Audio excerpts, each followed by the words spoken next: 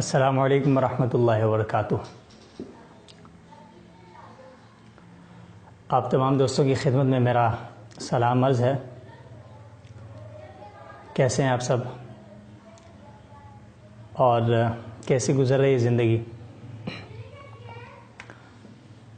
میں نے ہفتے میں ایک آدھ دفعہ لائیو سیشن کا جو سلسلہ رکھا ہے، اس کا بنیادی سبب یہ ہے کہ ہم تحریر کے ساتھ ساتھ تقریری طور پر بھی جو اپنا موقف وغیرہ ہے وہ اپنے دوستوں تک اور اس طرح کے اپنے معاملات جو ہیں وہ ایک دوسروں تک اپنے خیالات پہنچا سکیں۔ میں نے آج لائیو آنے سے پہلے ہی دوستوں کو بتا دیا تھا کہ میں آج اس موضوع پہ گفتگو کروں گا، اور اس وقت جو ہے وہ ہم لائیو آ چکے ہیں۔ دوستو، بنیادی مسئلہ یہ ہے کہ یہاں پر ہمارے زیادہ تر دوست وہی ہوں گے جن کا تعلق اہل سنت والجماعت یا جمعیت علماء اسلام سے ہوگا، اور میں نے مخاطب بھی انہی لوگوں سے ہونا ہے۔ اور اسی حوالے سے گفتگو کرتے ہوئے سر فہرست میں ایک چیز کا اعتراف کرتا ہوں کہ میں اس سیشن کے دوران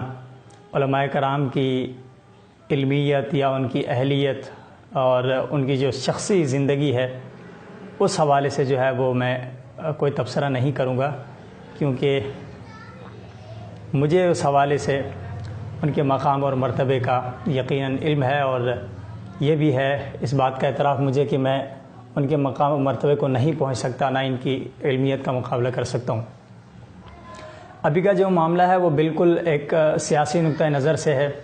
تنظیمی باتیں ہیں، اور اپنا آپسی جو اختلاف ابھی جو سامنے آ رہا ہے تنظیمی اختلاف ہے، نہ تو یہ مسلکی اختلاف ہے، نہ اس کے اندر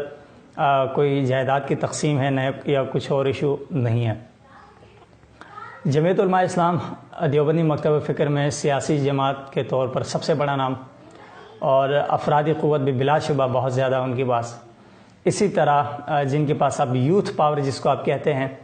وہ ہے اہل سنت والجماعت دیوبندی مکتب فکر کے اندر سپاہ صحابہ جو تھی، اور ابھی وہ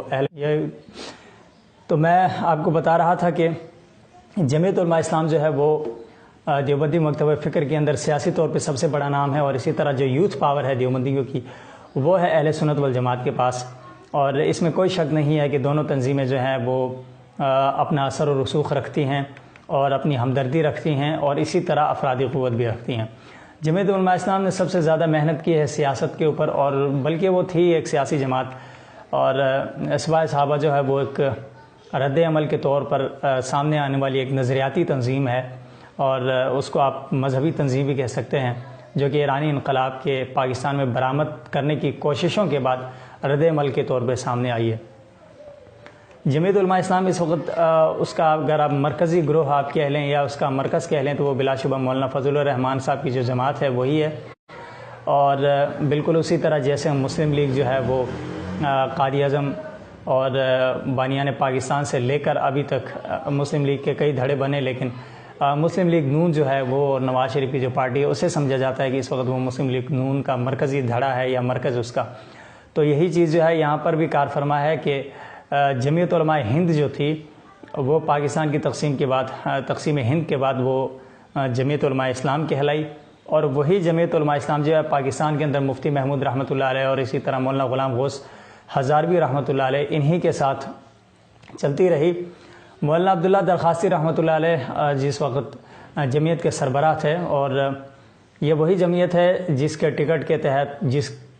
کی امارت میں مولانا مفتی محمود صاحب رحمۃ اللہ علیہ رہا کرتے تھے، جو مولانا فضل الرحمان صاحب جو ہیں ان کے والد ہیں، وہ جو ہیں مفتی محمود صاحب رحمۃ اللہ علیہ کی رحلت کے بعد ان کے انتقال کے بعد مولانا فضل الرحمان صاحب وہ پہلے شخص ہیں جنہوں نے جمعیت علماء اسلام کو الگ کیا، اس کا الگ سے ایک گروہ بنایا اور جسے جمعیت علماء اسلام فے کا نام دیا گیا، اور اس کے بعد رہ گئے مولانا سمیع الحق صاحب، انہوں نے پھر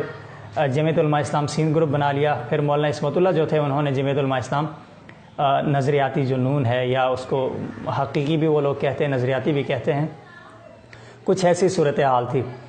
تو اس کے بعد جو ہے یہ تنظیم اس کا جو بٹوارہ ہوا ہے یہ مولانا عبداللہ درخواستی رحمۃ اللہ علیہ کے بعد ہوا ہے، بلکہ مولانا عبداللہ درخاستی رحمۃ اللہ علیہ کے آخری زمانے میں مولانا فضل الرحمان صاحب جو ہیں ان کی تنظیم سے الگ ہو گئے، اپنا الگ گروپ بنا لیا۔ سپاہ صحابہ بنتی ہے 1985 میں، 1985 میں جو ہے اس کا قیام ہوتا ہے، اور مولانا حق نواز جنگوی رحمۃ اللہ علیہ اس وقت جو ہے وہ جمعیت کے رکن تھے، جمعیت علماء اسلام کے، مگر جمعیت علماء اسلام فضل الرحمان گروپ کے رکن نہیں تھے۔ جمعیت طلبہ اسلام جو ہے اس وقت نوجوانوں کی ایک تنظیم ہوا کرتی تھی، چونکہ دیوبندیوں کے اندر مین سپریم پاور آپ یہی کہہ سکتے ہیں کہ یہ جماعت تھی، اور سیاسی طور پر بھی یہ سامنے آتی تھی۔ تو اس کی جو طلبہ کی جماعت تھی جمعیت طلبہ اسلام، اس کے اندر جو ہے وہ مدارس کے طلبہ اور اسی طرح دیوبندی نوجوان جو ہیں وہ ہوتے تھے۔ تو مولانا حق نواز جنگوی رحمۃ اللہ علیہ جو ہیں ان کی رکنیت جمعیت علماء اسلام سے تھی، یہ کنفرم بات ہے، اس کے رکن بھی تھے اور جمعیت طلبہ اسلام کے ذمہ دار بھی تھے۔ اور پہلا جو اختلاف ہوا وہ اسی بنیاد پر کہ مولانا فضل الرحمان صاحب جو ہیں وہ ایران کی طرف انتہائی جھکاؤ رکھتے تھے، اور عارف الحسینی جو پاکستان کے اندر ایک بڑا نام تھا تشیع کا، اور وہ شخص کافی تبرعی تھا، اسے جس وقت مولانا فضل الرحمان صاحب نے اپنے سیاسی معاملات میں سٹیج پہ بلایا تو مولانا حق نواز جنگوی رحمۃ اللہ علیہ نے پہلا اختلاف یہاں سے کیا کہ وہ شخص اور وہ فرقہ جس کے لیے جو ہے نا ہم اپنی زندگی داؤ پہ لگا رہے ہیں، آپ ایسے شخص کو بلا کر سٹیج پہ بٹھا رہے ہیں۔ تو یہاں سے جنگوی صاحب رحمۃ اللہ علیہ جو ہیں انہوں نے اپنا راستہ الگ کر لیا تھا، اور جس وقت سپاہ صحابہ کی ابتدا ہوئی تو دیوبندی مکتب فکر کے کچھ علماء کرام نے طریقہ کار سے اختلاف کیا، کچھ کا یہ گمان تھا کہ یہ جو ہے نا وہ آوارہ سے نوجوان ہیں، اس طرح کی باتیں کی گئیں۔ جنگوی صاحب پہ کسی نے شک شبہ نہیں کیا، لیکن باقیوں کے بارے میں یہ بات کہی گئی کہ یہ جو ہے وہ نوجوان ہیں، جذباتی ہیں۔ لیکن پھر جو ہے وہ سپاہ صحابہ نے جو موقف اپنایا اسے انہوں نے ثابت کیا، اس کے لیے انہوں نے بڑی قربانی دی۔ یہ کوئی میرے خیال میں کوئی کھیل تماشے کی بات نہیں ہوتی، کبھی بھی کسی مشن کے لیے سامنے آنا اور اس پہ اپنی جان تک قربان کر دینا، پھر اس کے اوپر جو ہے گرفتاریاں، مقدمات، یہ ساری چیزیں بہت مشکل کام ہے۔ یعنی کہ ہم گفتگو کے دوران اس کو اگر ایزی لے لیتے ہیں تو یہ الگ بات ہے، لیکن در حقیقت اس کو عملی طور پر نبھانا بہت مشکل کام ہے۔ سپاہ صحابہ کا جو ہے وہ عروج بھی، بلکہ آپ کہیں کہ اس کی ابتدا بھی ٹھیک سے نہیں ہوئی تھی کہ 5 سال بعد مولانا جنگوی صاحب جو ہے ان کی شہادت ہو جاتی ہے فروری میں، 22 فروری 1990 کو ان کی شہادت ہو جاتی ہے، اور پھر جو ہے وہ سپاہ صحابہ کی قیادت میں بعد کے لوگ آتے ہیں۔ اب یہاں تک جو 5 سال کی محنت تھی اس میں یہ تھا کہ سپاہ صحابہ جو ہے وہ پاکستان کے کونے کونے میں پہنچ چکی تھی۔ جنگوی صاحب جو ہیں انہوں نے کراچی سے لے کے پشاور تک اور اسی طرح پاکستان کے جتنے بھی بڑے شہر ہیں، جتنے بڑے علاقے ہیں، وہاں تک وہ گئے، انہوں نے اپنا موقف پیش کیا اور بڑی بہادری کے ساتھ پیش کیا۔ تو یہ وہ وقت تھا کہ جس وقت دیوبندی مکتب فکر کے اندر سے، جس کو آپ کریم کہتے ہیں یا آپ میس اسٹریم کے جو لوگ جنہیں آپ کہتے ہیں، خاص کر جو یوتھ پاور تھی، وہ ساری ان کے پاس آ گئے، اور ان کا موقف نہ صرف نوجوانوں نے بلکہ علماء کرام نے بھی بڑے کھلے دل سے تسلیم کیا۔ یہ الگ بات ہے کہ طریقہ کار پہ شاید اختلاف کیا ہوگا، اور یقیناً کیا ہے، لیکن کبھی بھی کوئی ایسا نہیں ہوا کہ ہمارے جو بڑے اکابر تھے، ہمارے اس وقت کے مولانا یوسف لدھیانوی شہید رحمۃ اللہ علیہ، خواجہ خان محمد صاحب رحمۃ اللہ علیہ، اور اسی طرح مفتی عتیق الرحمان صاحب، مفتی نظام الدین شامزئی صاحب، مولانا تقی عثمانی صاحب، یہ سارے وہ مولانا عبداللہ درخاستی صاحب جنہوں نے مولانا حق نواز جنگوی صاحب کی جو ہے نا تائید ہی نہیں کی بلکہ ان کا جنازہ بھی انہوں نے پڑھایا۔ یہ ساری تاریخ ہے جو آج ہمارے جو ہمارے نظریاتی نوجوان ہیں ان کو یہ بات پتہ ہونی چاہیے۔ اور میری آج کی جو گفتگو ہے وہ نہ صحافتی طور پہ گفتگو ہے، نہ میری کسی اور سے گفتگو ہے، مجھے صرف اپنے گھر کے لوگوں سے گفتگو کرنی ہے، اور میں نے اپنے بھائیوں کو دعوت دی ہے، کیونکہ بسا اوقات اختلاف ہمارے بیچ کئی چیزوں پہ ہو جاتا ہے۔ ایک گھر میں اختلاف ہوتا ہے، میں اور میرا بھائی جو ہے سامنے بیٹھا ہوا ہے، ہمارے بیچ کئی دفعہ بہت سی چیزوں پہ اختلاف ہوتے ہیں، لیکن پھر ہم یہ کرتے ہیں کہ اختلاف رائے پہ اتفاق کر لیتے ہیں۔ تو مولانا درخاستی صاحب جو ہیں جنہوں نے جنگوی صاحب کا جنازہ پڑھایا، یہ جمعیت علماء اسلام کے امیر تھے، اور انہیں حافظ الحدیث اور حافظ القرآن کہا جاتا تھا، اور بہت معتبر عالم دین تھے، اللہ تعالیٰ ان کی قبر پر رحمت فرمائے۔ مولانا فضل الرحمان صاحب نے جو ہے ان سے جو ہے نا وہ علیحدگی اختیار کی۔ اب میں اس لفظ کو خروج نہیں کہوں گا یا بغاوت نہیں کہوں گا، کیونکہ یہ جو پارٹی سسٹم ہے اس کے اندر اس طرح کی چیزیں چلتی رہی ہیں۔ خود مولانا غلام غوث ہزاروی صاحب رحمۃ اللہ علیہ جمعیت علماء اسلام سے الگ ہوئے تھے اور پیپلز پارٹی میں چلے گئے تھے۔ تو یہ وہ چیزیں ہیں جہاں سے اختلافات وغیرہ ہوئے بھی اور پھر بعد میں جڑے بھی۔ اب یہاں پہ یہ ہوا تھا کہ مولانا فضل الرحمان صاحب نے جس وقت جمعیت علماء اسلام سے علیحدگی اختیار کی، اپنا الگ گروپ بنایا، تو مولانا مفتی محمود صاحب رحمۃ اللہ علیہ جو ہیں ان کا بہت نام تھا۔ ان کے نام کی وجہ سے آپ کہہ سکتے ہیں کہ وہ جو ایک وراثتی ذہنیت ہوتی ہے مولانا صاحب نے شاید وہ اختیار کی، اور انہیں یقیناً مفتی صاحب کے نام کی وجہ سے ان کو بڑی تائید حاصل ہوئی۔ ابتدائی طور پہ شاید اتنا بڑا گروپ نہیں تھا، 1 آدھ سیٹیں 2 سیٹیں، یا پھر جو ہے وہ شروعات ان کی صرف خیبر پختونخوا میں ہوئی، بعد میں پھر بلوچستان سے علماء کرام جو ہیں وہ ان کے ساتھ ملے۔ اب یہ صورتحال تھی کہ جمعیت علماء اسلام کے جو باقی دھڑے ہیں وہ اس طرح سے متحرک نہیں تھے۔ مولانا سمیع الحق صاحب جو ہے وہ اپنے درس و تدریس کے نظام تک رہے، انہوں نے اپنا جامعہ حقانیہ سنبھالا۔ مولانا فضل الرحمان صاحب نے اپنے آپ کو محتمم کے طور پر جو ہے نا محدود نہیں کیا، بلکہ وہ سیاسی میدان میں رہے، اسی وجہ سے انہیں جو ہے وہ افرادی قوت بھی ملی، وہ میدان میں بھی رہے، انہوں نے سیاست کی۔ اب مسئلہ میں آپ کو یہاں پہ بتاتا ہوں کہ مولانا فضل الرحمان صاحب جو ہیں ان کی نفسیات کا تھوڑا سا مسئلہ یہ ہے کہ جب انہوں نے درخواستی صاحب سے علیحدگی اختیار کی تو یقیناً آیا اس کا مطلب یہ تھا کہ یا تو انہوں نے مولانا درخواستی صاحب رحمۃ اللہ علیہ پر عدم اعتماد کیا ہے۔ یقیناً کسی شخص سے علیحدگی آپ کی تبھی ہوتی ہے جب آپ کو اس کے اوپر اعتماد نہیں ہوتا۔ اب جب انہوں نے وہاں سے رد عمل کے طور پر وہاں سے اختیار کی اپنا جمعیت سے، انہوں نے جو ہے نا وہ اپنی علیحدگی اختیار کی، اور اس کے بعد جو ہے اپنی پارٹی بنا لی۔ جب انہوں نے اپنی پارٹی بنا لی تو جو ہے وہ پھر میدان میں بھی اسی طرح سے رہے۔ اب مولانا صاحب کو یہ گمان تھا کہ وہ اس پارٹی کو ٹیک اوور کرنے کے بعد دیوبندی مکتب فکر جو ہے اس کے مین سٹریم پہ قابض ہو جائیں گے، یا سامنے آئیں گے، یا وہی جو ہے وہ سپر پاور ہوں گے۔ اور ہوا بھی کچھ عرصے تک، کیونکہ کوئی اور پارٹی مقابل نہیں تھی۔ سپاہی صاحبہ اپنی اس لائن اور لینتھ میں رہ رہی تھی، کیونکہ وہ سیاست میں اس طرح سے کھل کے آ نہیں رہی تھی۔ صرف ایک سیٹ تھی جس کے اوپر سیاست ہوتی تھی جنگ کی، وہ جو ہے NA89 جو تھی، NA89 جو ابھی غالباً 115 بن گیا ہے، 115، وہاں سے وہ الیکشن لڑتے تھے۔ مولانا اعظم طارق صاحب الیکشن لڑے، مولانا اسحاق قاسمی صاحب جو ہے وہ 1991 میں الیکشن لڑے۔ یہ ایک سیٹ تھی، اس کے علاوہ سپاہی صاحبہ باقاعدہ طور پر سیاسی عمل میں شامل نہیں ہوتے تھے۔ لیکن یہاں سے مولانا فضل الرحمان صاحب کو یہ بات بڑی جو ہے وہ دور اندیشی ہے ان کی، کہ انہیں لگا کہ میرے مقابلے میں یہ جماعت آ سکتی ہے۔ یہ وہ لوگ ہیں جو یوتھ پاور کو بھی اپنی طرف کھینچ کے لے گئے ہیں، اور اگر اس وقت جو ہے وہ آئیں گے مقابلے میں تو وہ جو ہے نا شاید ٹیک اوور کر سکتے ہیں یا مقابل کے طور پہ آ سکتے ہیں۔ یہاں سے پھر مولانا اعظم طارق صاحب جو ہے وہ 3 دفعہ الیکشن لڑے، اور تینوں دفعہ جیتے۔ کبھی بھی ایسا نہیں ہوا کہ وہ کوئی الیکشن ہارے، بلکہ جیل سے وہ جیتے۔ مولانا اعظم طارق صاحب جس وقت پارلیمان میں گئے تو مولانا فضل الرحمان صاحب کو یہاں سے ان کے ساتھ بڑی جو ہے نا وہ کیا کہتے ہیں ان کی چپلش یہاں سے آغاز ہوئی، وہ یہ ایک سرد سی جنگ تھی۔ اب مولانا صاحب اور مولانا اعظم طارق صاحب کے درمیان جو اختلاف تھا وہ اسی بنیاد پہ تھا۔ مولانا کبھی بھی نہیں چاہتے تھے، مولانا فضل الرحمان صاحب، کہ کوئی اور جو ہے نا دیوبندی رہنما آئے اور وہ جو ہے نا پارلیمنٹ کے اندر موجود ہو، اس پارلیمنٹ میں کہ جہاں مولانا فضل الرحمان صاحب جو ہے نا وہ اپنے آپ کو جو ہے نا وہ مذہبی طبقے کا یا پھر دیوبندیت کا واحد اکلوتا ترجمان سمجھتے ہیں۔ یہاں سے پھر مولانا صاحب جس وقت صدارتی الیکشن اور اس کی وزارت عظمیٰ کے الیکشن کی بات تھی ظفر اللہ جمالی کے وقت، اس وقت مولانا اعظم طارق صاحب کے ساتھ جو شخص تھا جو پارلیمنٹ لاجز میں جو ان کے کمرے میں رہتا تھا، اس شخص نے بذات خود مجھے کہا اور مجھے یہ ساری بات انہوں نے بیان کی۔ اور یہ بات مزے کی یہ ہے کہ وہ بھی مولانا فضل الرحمان صاحب کے معتقدین میں تھے، جو درمیانی شخص ہوتا ہے کہ یار دونوں کا احترام کرتا ہے۔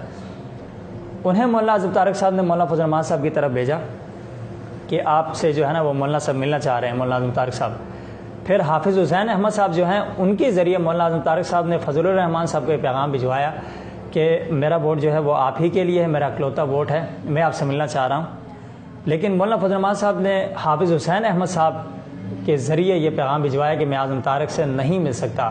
میں اعظم طارق کو چھوڑ دوں گا لیکن ساجد نقوی کو نہیں چھوڑ سکتا۔ یہ الفاظ تھے مولانا فضل الرحمان صاحب کے، آج بھی زندہ ہیں مفتی حافظ حسین احمد صاحب، اور وہ شخص جس نے مجھ سے یہ بات بیان کی ہے وہ بھی آج زندہ ہے،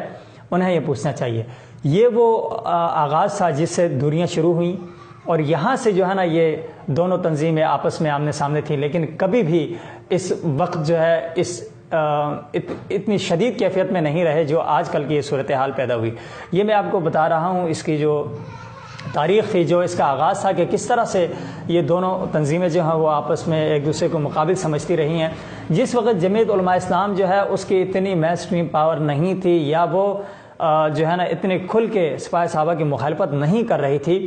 اس وقت سپاہی صحابہ اور جیش محمد جو کہ مولانا مسعود اظہر کی پارٹی تھی، ان دونوں کو لڑایا جاتا تھا۔ کون لڑاتا تھا یہ ہمارے دیوبندیوں کو بہت اچھی طرح پتہ ہے، اور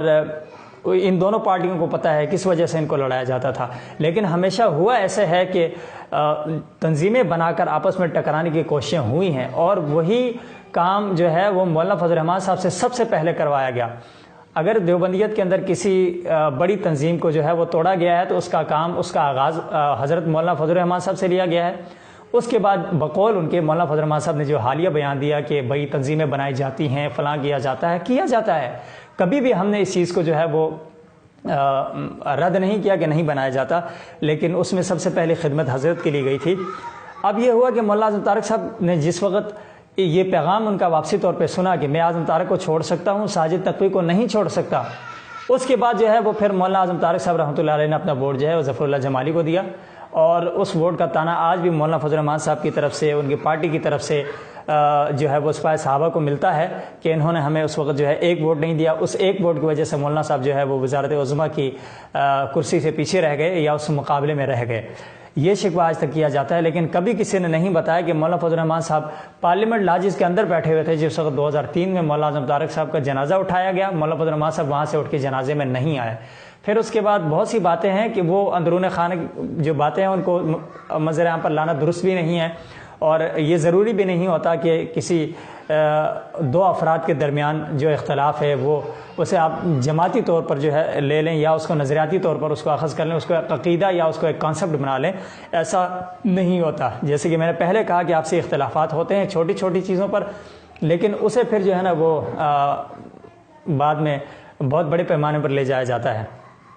اس کے بعد پھر جو ہے وہ سپاہ صحابہ کے اوپر اعظم طارق صاحب کی شہادت کے بعد ہر طرح کی پابندیاں لگیں، ہوتے ہوتے جو ہے وہ 2008 میں مولانا احمد لدھیانوی صاحب جو ہیں انہوں نے الیکشن لڑا۔ 2013 میں سپاہ صحابہ پہلی دفعہ اپنی پارٹی کے طور پر جو ہے وہ منظر عام پر آئی اور سیاسی عمل میں حصہ لیا، اور تقریباً 50 سے زائد انہوں نے امیدوار کھڑے کیے پاکستان بھر میں نیشنل سیٹ کے لیے، اور صوبائی نشستوں کے لیے بھی تقریباً 150 کے قریب ان کے امیدوار کھڑے تھے، اور بس بہت سی جگہوں پہ انہوں نے اپنے علاقے کی نوعیت سے یا وہاں کی صورتحال کو دیکھتے ہوئے مختلف پارٹی سے مختلف امیدواروں کے ساتھ انہوں نے جو ہے وہ سیٹ ایڈجسٹمنٹ کی یا پھر ان کی حمایت کی، اور اچھے بھلے ووٹ ملے۔ جو الیکشن کمیشن کا ڈیٹا اس کے مطابق تقریباً 13 لاکھ ووٹ لیے تھے سپاہ صحابہ نے متحدہ دینی محاذ کے نام پر 2013 میں۔ یہ وہ ووٹ بینک تھا جو صرف اور صرف سپاہ صحابہ کا تھا، اور اسی طرح جو ہے وہ پھر جمعیت علماء اسلام جو ہے اس کا ووٹ بھی اسی تقریباً اس سے کم و بیش تھا ذاتی طور پہ جو تھا، کیونکہ اس وقت متحدہ مجلس عمل جو ہے وہ نہیں تھی۔ 2013 کے بعد پھر جو ہے وہ 2018 کا الیکشن آیا۔ یہ الیکشن جو تھا اس میں مزید یہ لوگ کھل کے آگے، اور سپاہ صحابہ نے بھی پھر جو ہے وہ اپنی سیٹ ایڈجسٹمنٹ کے علاوہ اپنے لوگوں کو بھی کھڑا کیا۔ پاکستان رائے حق پارٹی جو ہے وہ پارلیمانی پارٹی بنی، بلکہ 2018 سے پہلے ہی 2016 میں مسرور نواز جھنگوی جو ہے وہ بنے رکن بنے، غالباً 2017 میں MP A بنے وہاں سے، اور وہ پھر جمعیت علماء اسلام میں آئی۔ یہ بھی ایک لمبی سٹوری ہے، لیکن میں بتا رہا ہوں کہ مولانا صاحب اور ان کی مابین جو اصل لڑائی ہوئی ہے وہ اس بنیاد پہ ہوئی ہے۔ اب یہ ہے کہ 2018 کا الیکشن آیا تو مولانا فضل الرحمان صاحب کو کہا گیا کہ وہ متحدہ مجلس عمل کو دوبارہ متحرک کہیں۔ میں نے کہا ہے کہ کہا گیا، کس نے کہا؟ یہ مولانا صاحب بتائیں گے یا پھر مولانا اسد محمود صاحب بتائیں گے جو ان کے بیٹے اس وقت پارلیمنٹ میں اپوزیشن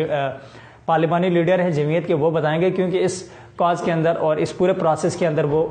شامل تھے۔ اور پھر جماعت اسلامی کے لیاقت بلوچ بتائیں گے کہ کن کے رابطے پر انہوں نے متحدہ مجلس عمل کو دوبارہ بحال کرنے کے لیے جو ہے وہ لاہی عمل طے کیا، اور پھر کس نے ان کو یہ کہا تھا کہ تم MMA بناؤ، ہم عمران خان کو KPK میں ڈرانے کے لیے جو ہے وہ آپ کو MMA جو ہے وہ آپ بحال کریں تاکہ وہاں سے ممکن ہے کہ آپ کو حکومت مل سکتی ہے۔ یہ کس نے کہا تھا؟ دوسری بات یہ ہے کہ پھر مولانا فضل الرحمان صاحب نے اپنی پارٹی کے اوپر توجہ دینے سے زیادہ نواز شریف کا اتنا دفاع کیا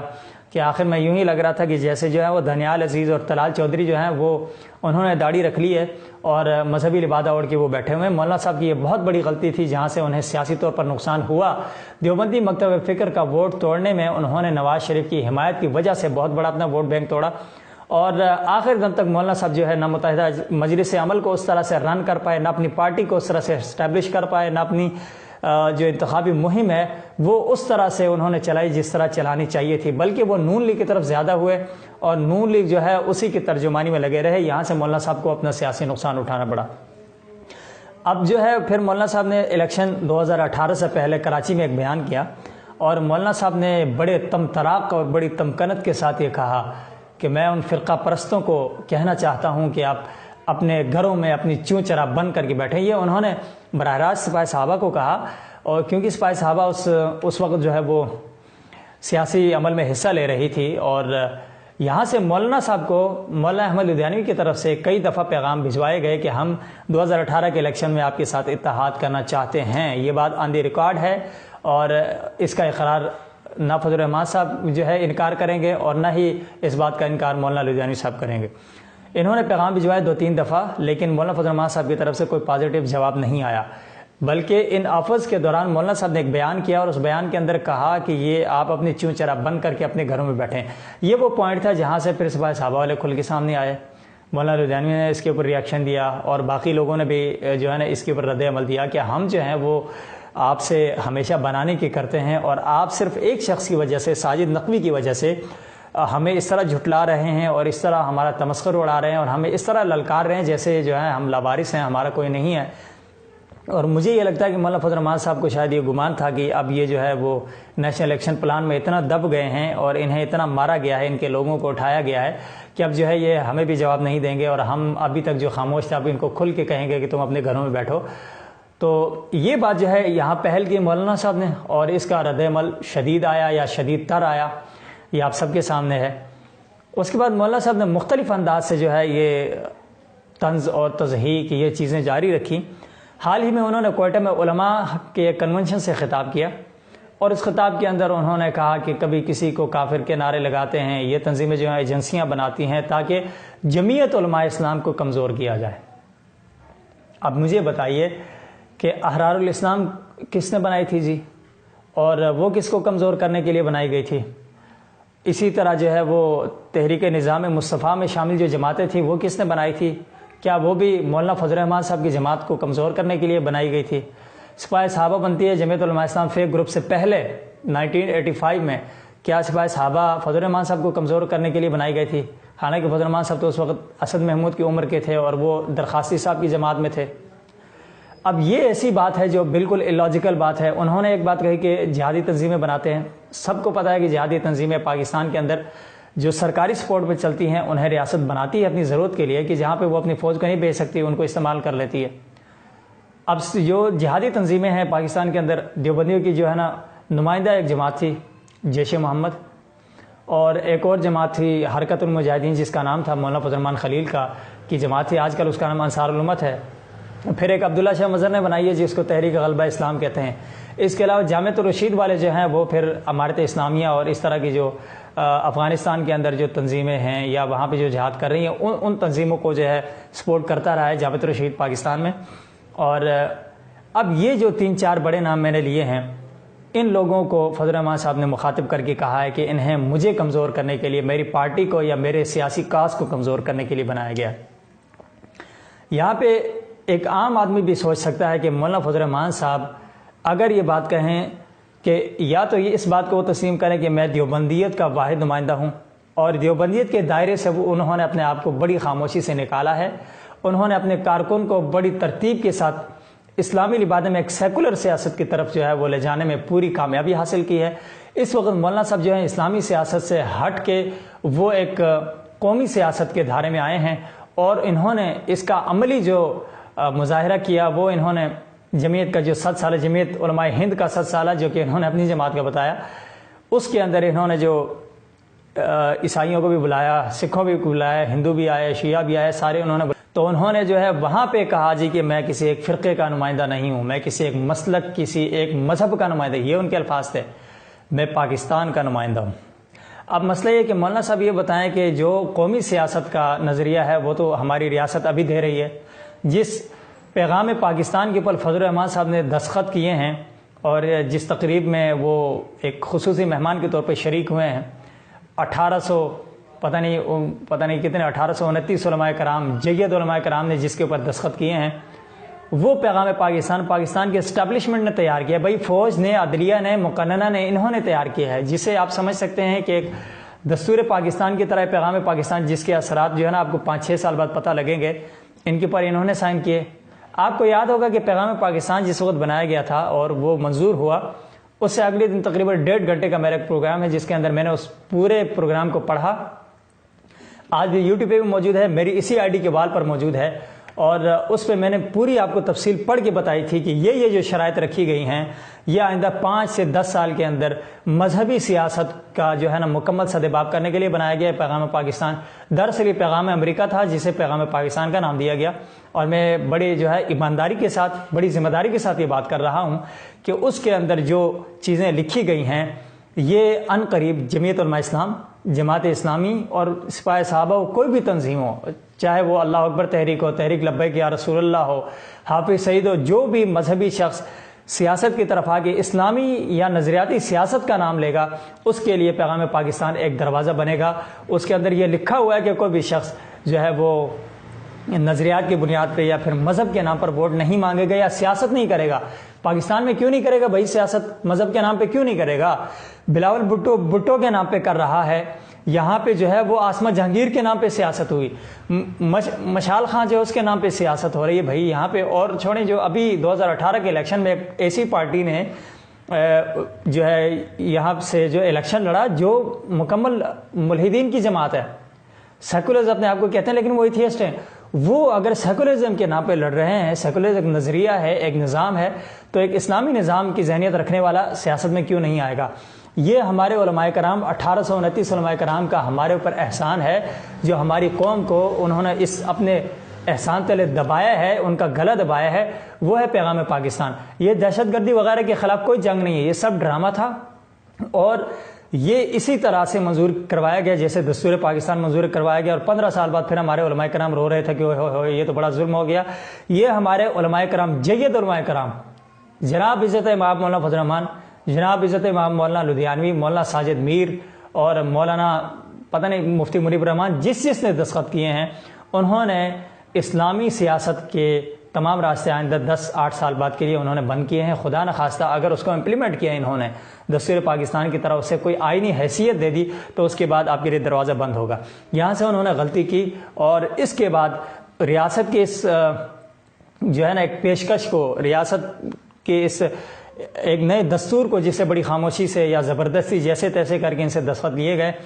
اس کے بعد پھر ان سے جو ہے نا وہ متحدہ مجلس عمل بنوائی گئی۔ یہ ساری چیزیں کس نے کروائیں؟ فضل الرحمان صاحب کو یہ ساری چیزیں معلوم تھیں۔ اب میں یہ کبھی بھی نہیں کہوں گا کہ سپاہ صحابہ جو ہے اس کو سپیس دینے والے جو ہے وہ ہمارے ادارے ہیں یا نہیں ہیں۔ بھائی ادارے اپنی ضرورت کے مطابق مولانا فضل الرحمان صاحب کو بھی استعمال کرتے ہیں، ساجد میر کو بھی کرتے ہیں، نواز شریف کو بھی کرتے ہیں، بھٹو کو اداروں نے استعمال کیا، عمران خان کو ادارے لے کے آئے ہیں، اور اسی طرح فضل الرحمان صاحب کو بھی اداروں کی جس دن ان کے ساتھ جڑے گی تو فضل الرحمان صاحب کو لے کے آئیں گے، جیسے پرویز مشرف کے دور میں انہوں نے جو ہے وہ متحدہ مجلس عمل کو پختونخوا میں اور بلوچستان میں حکومت دے دی تھی۔ یہ وہ چیزیں ہیں جو سب پر جو ہے نا اظہر من الشمس ہیں۔ اب مسئلہ کیا ہے کہ مولانا صاحب کیا دیوبندیت کی مرکزیت سے اپنے آپ کو باہر کرنا چاہتے ہیں؟ کیا مولانا صاحب یہ چاہتے ہیں کہ وہ اپنے آپ کو ایک قومی سیاسی دھارے میں لانے میں کامیاب ہوئے ہیں، اور اس وقت ان کا شمار نواز شریف اور عمران خان، آصف زرداری، اس طرح کی جو ایک سیکولر جماعتیں ہیں یا پھر جو ایک قومی سیاست کر رہی ہیں اس طرح کے لیول کے لوگوں میں ہے؟ یقیناً ان کا سیاسی لیول ان سے اچھا ہو سکتا ہے، میں کبھی بھی ان کی شخصیت یا ذات کے اوپر کبھی بھی بات نہیں کرتا، اس طرح بھی ٹھیک ہے، سیاست بھی پاکستان کی جو مروجہ سیاست ہے اس میں فضل الرحمان صاحب بڑے ماہر ہیں، لیکن آیا انہوں نے جو اسلامی سیاست کا ایک نعرہ لگایا تھا جس بنیاد پہ آج بھی وہ ووٹ لیتے ہیں ہمارے مدارس سے، ہمارے مذہبی طبقے سے، وہ اپنے آپ کو اس سے کیوں الگ کر رہے ہیں؟ وہ کیوں اپنے لوگوں کو باور کرا رہے ہیں کہ بھائی یہ مسلک وسلک کی کوئی بات نہیں ہے؟ اب وہ اتنا کھل کے یہ بات کہہ رہے ہیں کہ جتنی بھی یعنی تنظیمیں ہیں یہ میرے خلاف بنائی گئی ہیں، تو خدا نہ خاصہ کل جو ہے وہ فضل الرحمان صاحب یہ کہیں کہ تبلیغی جماعت جو ہے وہ اس لیے بنائی گئی ہے کہ لوگوں کو سیاست سے نکال کے جو ہے نا وہ تبلیغ کی طرف نمازیں پڑھانے کے لیے لگوایا جائے۔ مولانا صاحب خدا کا نام ہے کہ آپ جیسے زیرک آدمی کی طرف سے اس طرح کے جو غیر ذمہ دارانہ بیان ہیں، خاص کر اپنے مسلک کے حوالے سے، وہ جو ہے وہ توڑ پیدا کریں گے۔ ابھی جو کل کانفرنس ہوئی آپ سب نے سنی اور میں بھی وہاں پہ موجود تھا، اس میں جو گفتگو ہوئی ہے، جو رد عمل آیا ہے، اس کے بعد جو صورتحال پیدا ہوئی ہے، اس وقت مولانا فضل الرحمان صاحب خود بھی سوچ رہے ہوں گے، اور خود ان کی پارٹی جو ہے اس وقت بڑے ایک دفاعی پوزیشن پہ ہے، کبھی وضاحتیں ہو رہی ہیں، کبھی سے گالیاں آ رہی ہیں، کسی سے جو طنز و تضحیک آ رہی ہے، اور ان کے جو ہے نا مختلف جو ہے نا حضرات جو ہے یہ بھی باتیں کر رہے ہیں کہ فلاں جی ان کو ٹاسک ملا ہوا ہے فلاں ہوا. یار کیا فضل الرحمان صاحب اس وقت اگر اسٹیبلشمنٹ کے ساتھ ان کی نہیں بن رہی, بلکہ کیوں نہیں بن رہی یہ بھی میں آپ کو وجہ بتا دیتا ہوں, تو اس کا مطلب یہ تو نہیں ہے کہ وہ اگر عمران سے شکست کھا گئے تو وہ اپنے لوگوں کو نوچنا شروع کر دیں. اب کل جو ہے یہ کہا گیا کہ بھائی تحریری طور پہ جو ہے وہ بات اکابر علماء دیوبند کے پاس لے کے جائی جائے. مجھے نہیں پتا کہ اسپاہی صاحبہ اس کو لے کے جائے گی یا نہیں لے کے جائے گی, لیکن ایک خبر مجھے جو کنفرم ابھی آج ہوئی ہے, پچھلے دنوں سے مجھے کچھ شدھ بت تھی لیکن مجھے ابھی کنفرمیشن اس کی ہو رہی ہے, وہ میں آپ کو ابھی بتا دیتا ہوں کہ مولانا فضل الرحمان صاحب اور وفاق المدارس اور عالمی مجلس تحفظ ختم نبوت, ان کا آپسی گٹھ جوڑ اور پاکستان کے دیوبندی مدارس کے اوپر یا پھر ہمارے مذہبی طبقے کے اوپر مولانا فضل الرحمان صاحب کی جو سیاسی چھاپ ہے یا ان کا جو اثر و رسوخ ہے, اس حوالے سے جو ہے نا بہت سی تنظیمیں آپس میں متحد ہوئی ہیں, ان کی میٹنگز ہوئی ہیں. انہوں نے فیصلہ کیا ہے کہ وہ چند بڑے علماء کرام, کراچی کے کچھ نامور علماء کرام اور باقی اس طرح کے اکابرین کو ممکن ہے کہ اس کے اندر دارالعلوم دیوبند کا بھی اثر و رسوخ ہو پارٹیوں کے آپس کے معاملات کے لیے, وہ جو ہے ان کو ثالث بنائیں گے. اور پھر مولانا فضل الرحمان صاحب کے حوالے سے بات رکھی جائے گی کہ وفاق المدارس کے اوپر جمعیت علماء اسلام کی جو چھاپ ہے اس کو ہٹایا جائے, اسے ایک بالکل منفرد ادارہ ہونا چاہیے, اسے ایک تعلیمی نظام کو سنبھالنے کے علاوہ اس کو سیاسی عمل میں اس طرح سے متحرک ہو کہ کسی ایک پارٹی کا نمائندہ نہیں ہونا چاہیے. اور یہ بالکل واضح بات ہے کہ وفاق المدارس میں مفتی مولانا حنیف جالندری صاحب جو ہیں, قاری صاحب وہ, اور اس طرح کے دیگر جو حضرات ہیں ان کے اوپر مولانا فضل الرحمان صاحب کی چھاپ ہے. اور اس پہ بھی ایک بڑی طویل لڑائی تھی طاہر اشرفی اور مولانا فضل الرحمان کی مابین. فضل الرحمان صاحب چاہتے تھے اپنے بیٹے کو ناظم بنانا, اور وہاں سے طاہر اشرفی جو ہے کچھ اور لوگوں کو ملا کے جو ہے نا اوور اٹیک یہاں پہ کرنا چاہ رہا تھا. یہاں سے پھر جو ہے مولانا فضل الرحمان صاحب اور قاری حنیف جالندری صاحب جو ہیں ان کے آپس میں معاملات سیٹ ہوئے, تو پھر جو ہے نا کچھ معاملہ لے دے کے یہاں پہ سیٹ ہوا. یہ میں ریکارڈ کی بات کر رہا ہوں, خود سے بات نہیں کر رہا. اور اب جو ہے یہ جو اکابر کے پاس جائیں گے, اس میں پتہ نہیں مجھے نام لینے چاہیے, چل میں نام لے دیتا ہوں. ارشاد التوحید والسنہ, اہل سنت والجماعت, اور کراچی کے کچھ نامور مفتیان کرام وہ جو ہیں وہ جا رہے ہیں, اور غالباً مفتی تقی عثمانی صاحب اور اسی طرح کے کچھ اور بڑے علماء کرام جو ہیں ان کے پاس یہ جائیں گے, اور وہاں سے جا کے ان سے یہ بات کریں گے کہ اس معاملے کو سیٹ کریں اور وفاق المدارس کو نتھی کریں کہ وہ صرف اور صرف تعلیمی نظام تک جو ہے وہ محدود رہے, ورنہ وفاق المدارس کے خلاف عدم اعتماد کی تحریک لائی جائے گی. یہ میرے پاس کنفرم خبر ہے اور یہ ممکن ہے بریکنگ نیوز بھی ہو, یہ میں آپ کو دے رہا ہوں. تو میں یہ گزارش کروں گا کہ ہمارے جو اکابر ہیں, میری حیثیت نہیں ہے, میری کوئی اوقات نہیں ہے ان کے سامنے بالکل, اور میں پہلے ہی شروع میں کہہ چکا کہ میں ان کی علمیت پہ, ان کے مرتبے پہ, ان کی شخصیت پہ کوئی بات کر ہی نہیں سکتا. تو ان کو یہ ضرور چاہیے, اگرچہ میں کرتا ہوں گستاخی کر جاتا ہوں, لیکن انہیں یہ چاہیے کہ یہ جو دو مرکزی جماعتیں ہیں ان کے آپسی افتراق کو مٹانے کے لیے اپنا کردار ادا کریں. جو جماعت جتنا جو ہے وہ پیش ہو, جو لچک دکھائے آپس میں اتحاد کے لیے, اکابرین جو ہیں ان کو بٹھا کے کوئی معاہدہ طے کریں, جس طرح جامعہ اشرفیہ کا معاہدہ ہوا تھا, پھر کراچی میں ہوا تھا, اس طرح سے کوئی معاملہ کیا جائے تاکہ یہ جو چپقلش ہے, باہر لوگوں کے سامنے جو مذاق بن رہا ہے, یہ نہ بنے. اور جس نے سیاست کرنی وہ اپنے طور پہ کرے. مولانا فضل الرحمان صاحب اگر سیاست کرنا چاہ رہے ہیں اس وقت, انہوں نے اپنی ایک سپیس بنا لی ہے اور انہوں نے جو ہے وہ اپنا ایک مقام بنا لیا ہے. انہوں نے لوگوں کے اندر اپنی ایک رائے جو ہے وہ قائم کر لی ہے, اپنی رائے کو منوایا بھی ہے بڑی حد تک. تو انہیں چاہیے کہ اس میدان میں رہیں, پھر دوسروں کو نہ چھیڑیں. دوسرے اگر سیاست کر رہے ہیں, ہر کوئی اپنے انداز سے کرتا ہے. مولانا صاحب کبھی جو ہے وہ پرویز مشرف سے جڑتے ہیں, کبھی بے نظیر سے جڑا کرتے تھے, پھر نواز شریف سے, اور ابھی عمران سے نہیں بن رہے. کیا پتہ کل کلا ان کی بن جائے اور پھر اس کے ساتھ بھی مولانا صاحب ہو جائیں. یہ سیاست میں مفاہمت کر رہے ہیں, لیکن دوسرے جب سیاست میں آ جاتے ہیں, انہوں نے اگر جمعیت سین سے اتحاد کیا یا پھر پی ٹی آئی سے اتحاد کیا, تو اس پہ مولانا صاحب کو اتنا آگ بگولا نہیں ہونا چاہیے. ٹھیک, اور پھر بات کو جو ہے میں اختتام کی طرف لے کے جاتا ہوں. خاص پیغام میرا یہ ہے کہ میرے حوالے سے اب بہت سی جو ہے نا غلط فہمی یا خوش فہمی یا بدگمانی یا پھر حقیقت جو ہے, آپ میرے بارے میں ایک ذہنیت ضرور رکھتے ہیں. جو بھی مجھے سن رہا ہے یقیناً اس کے ذہن میں میرے بارے میں ایک سینیریو بنا ہوا ہے کہ یار یہ آدمی فلاں ہے, ایسا ہے, ویسا ہے. بٹ حتی الامکان جس چیز کو ہمیں کنٹرول کرنا چاہیے, جو ہم سے ہو سکے کیا جائے. لیکن یہ ہے کہ میرا جو ایک پرسنل اوپینین ہے, جو میری ایک ذاتی رائے ہے, میں ضرور یہ کہوں گا کہ میری رائے کا آپ اگر احترام نہیں کرتے تو میری رائے کو آپ مسترد بھی نہ کریں، اور اسے جو ہے نا یکسر مسترد نہ کریں کہ بھائی آپ فلاں کے کہنے پہ کر رہے ہیں۔ کچھ بھی نہیں ہے بھائی، آپ جو اپنے لوگوں کو ذہن دے رہے ہیں، انہیں سوال اٹھانے پر ابھار رہے ہیں، اور خود جو آپ کا اپنا لاہیہ عمل ہے، خود جو آپ کا طرز عمل ہے، وہ اب جب آپ کو سامنے سے مل رہا ہے تو اس کے بعد جو ہے وہ اب اتنا بڑا اس کو ہوا بنا رہے ہیں، اس کو توہین قرار دیں یا گستاخی قرار دیں۔ کسی کی گستاخی نہیں ہوتی، کسی کی شان میں کمی نہیں آتی۔ اللہ نے جس کو جتنی مرتبت، عزت، قدر اور منزلت دی ہوئی ہے وہ اس کے حصے میں ہے۔ ابھی جو لڑائی وغیرہ فیس بک پہ جاری ہے، میرے خیال میں یہ مزید جاری رہنے کا امکان ہے۔ اللہ کرے کہ یہ نہ ہو، کیونکہ جیسے کہ میں نے آپ کو بتایا کہ یہ پھر بات جو ہے وہ وفاق المدارس تک جا رہی ہے۔ ٹھیک، اب یہاں سے معاملہ جو ہے وہ وفاق المدارس اور عالمی مجلس تحفظ ختم نبوت جو ہے، یہ فضل الرحمان صاحب کی تو ظاہر ہے بی ٹیم ہے، یہ سمجھی جاتی ہیں اور یہ ہمیشہ ان کے لیے رہتی ہیں۔ جب جمعیت علماء اسلام کا کوئی جلسہ ہوتا ہے تو وفاق المدارس اس کے لیے 3 دن کی چھٹی دیتا ہے۔ بھائی کیوں دیتا ہے؟ کیا وفاق المدارس نے کبھی سوائے صحابہ کے جلسے کے لیے چھٹی دی ہے؟ نہیں دی۔ کیا عالمی مجلس تحفظ ختم نبوت کے لیے دیے؟ بلکہ باقاعدہ جو ہمارا تبلیغی اجتماع ہوتا ہے، تبلیغی جماعت وہ واحد جماعت ہے جس پہ دیوبندی اکثریت 95% جو ہے متفق ہے، ان کو کہتے ہیں کہ اپنے مشن سے لگے رہیں۔ اس پر بھی باقاعدہ اس طرح سرکولر جاری کر کے چھٹی نہیں دی جاتی جیسے جمعیت کے جلسے پہ دی جاتی ہے۔ کیوں دی جاتی ہے؟ کیا جمعیت کا جلسہ جو ہے وہ خالصتاً اسلام کے لیے ہوتا ہے؟ ہرگز نہیں ہوتا۔ اس وقت میں پورے چیلنج کے ساتھ کہہ رہا ہوں کہ بڑی خاموشی کے ساتھ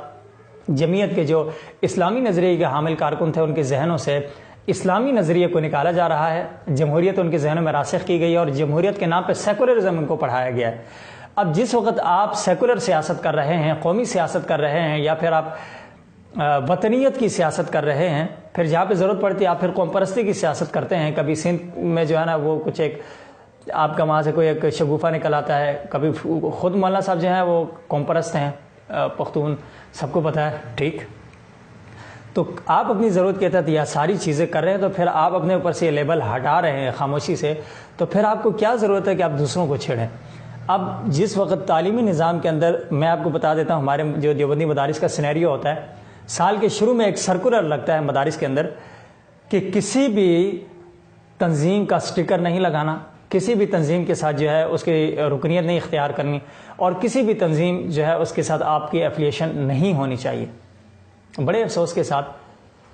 کہ جمعیت علماء اسلام کے پروگرام ہوتے ہیں، جمعیت علماء اسلام کے جلسے کے لیے پورا مدرسہ بند کر کے طلباء کو بھیجا جاتا ہے۔ میں خود اس بات کا گواہ ہوں۔ اسلام آباد کے اس مولوی صاحب کا بھی میں نام لے لوں گا، جب کسی نے مجھ سے پوچھا کہ جسے سینیٹر طلحہ کے بیٹے نے آ کے ان کے مدرسے میں 1,30,000 روپے جو ہے وہ تقسیم کیے تھے، جس وقت یہ ان کا 7 سالہ ہو رہا تھا، یہ چیزیں ہو رہی ہیں۔ محتمین حضرات جو ہیں وہ سپاہی صحابہ کے جلسے پہ جانے پہ لڑکوں کا اخراج کر دیتے ہیں۔ جامعہ امدادیہ فیصل آباد سے تقریباً 18 لڑکوں کا غالباً کا وہ بیش، اگر تعداد میں کمی بیشی ہے تو اللہ معاف کرے، لیکن وہاں سے اخراج ہوتا ہے۔ جامعہ فاروقی کراچی سے اخراج ہوتا ہے، لیکن جمعیت کے جلسے پہ جانے پہ نہیں ہوتا۔ اگر جمعیت علماء اسلام جو ایک خالص نظریاتی تنظیم ہوتی یا اصلاحی تنظیم ہوتی جس طرح تبلیغی جماعت ہے، تو پھر تو بات الگ تھی۔ اس وقت وہ قومی سیاست کر رہی ہے۔ پھر اس کا مطلب یہ ہے کہ اگر ایک سیاسی پارٹی مدرسے کے اندر جا کے جلسہ کر سکتی ہے تو پھر پی ٹی آئی کو بھی چاہیے کہ وہ بھی جا کے کرے، نواز شریف کو چاہیے کہ وہ بھی جا کے، جس طرح وہ جامعہ نعیمیہ میں اس نے جو ہے نا وہ جلسہ کیا، اس طرح کرے۔ ایم کیو ایم والوں کو چاہیے کہ وہ بھی جا کے کریں۔ تو آپ تو یا تو پھر اپنی قوم کے لیے ایک پیمانہ رکھیں، اپنے مکتب کو ایک راستہ دیں کہ بھائی یہ آپ کا جو تعلیمی مرحلہ ہے یا جو آپ کا تعلیمی سسٹم ہے یہ الگ ہے، جہاں سے آپ نظریات کی تبلیغ، اس کی اشاعت اور اس کی ترویج کرتے ہیں یا اس کی تصنیف اور اس کی تحقیق کا کام کر رہے ہیں، وہ بالکل الگ چیز ہے۔ ہر بندے کا اپنا ایک نظریہ ہوتا ہے، پولیٹیکل تھاٹس اس کے مختلف ہوتے ہیں۔ ضروری نہیں ہے کہ دیوبندی ہو تو اس کا جو ہے نا واجباً اس کے اوپر جو ہے یہ ہو کہ وہ دیوبندی اگر ہے تو وہ جمعیت علماء اسلام کا ووٹر ہو یا سپاہی صحابہ کا ووٹر ہو، یا پھر جو ہے وہ اور کون سی تنظیم ہے بھائی اس کی، دیوبندی کی اور کوئی سیاسی تنظیم کا میرے خاص ذہن میں نام نہیں ہے، اتحاد ہی ہوتا رہتا ہے۔ ممکن ہے کہ وہ پی ٹی آئی کو ووٹ دے، ممکن ہے کہ وہ نون لیگ کو دے، اور بڑی خاموشی سے بہت بڑا ووٹ بینک پڑتا ہے نون لیگ کو دیوبندیوں کی طرف سے، اور پی ٹی آئی کو کے پی کے میں سارا دیوبندیوں کو ووٹ پڑا۔ تو اس وقت آپ اگر سیاست جو ہے نا دین سے نتھی کر کے کرنا چاہ رہے ہیں اور کر رہے ہیں آپ، تو پھر آپ کو یہ چاہیے کہ آپ مذہبی طبقے کو، خاص کر مدارس کو اپنے جو ہے نا اس تسلط سے آزاد کریں، تاکہ وہ لوگ اپنے میدان میں اپنا کام کریں۔